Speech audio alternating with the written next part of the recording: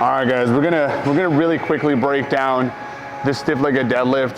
This is a movement that very often gets kind of confused with an RDL, so I'm gonna break down the differences between the two. So with the stiff-legged deadlift, what we're doing here is we're focusing a lot more on hamstring activation by having less knee flexion. So what I mean by this is with an RDL, we're gonna have a little bit more knee flexion. So we're gonna be right about here.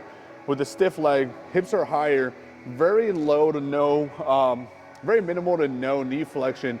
So one of the biggest things we wanna pay attention to is not adding that knee flexion. Once we add knee flexion to the movement, we're engaging more glute than hamstring because the hamstring isn't lengthened anymore, right? So kind of just giving you guys an example of the movement and how it's gonna look like. That way you guys get a really good breakdown and just add a little bit more cues for you guys, right? So when we come up, one of the biggest things we also wanna do, bring the toes up.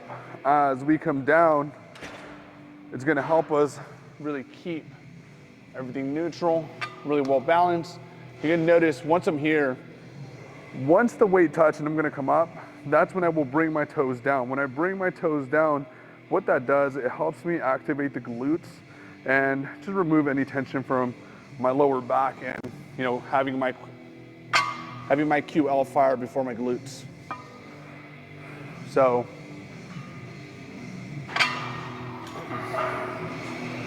drive the hips back, little knee flexion, up. Hips back, full stretch, up. So that's pretty much the breakdown of the stiff-legged deadlift. Just remember, we don't want a lot of knee flexion on here so we can really focus on the hamstring.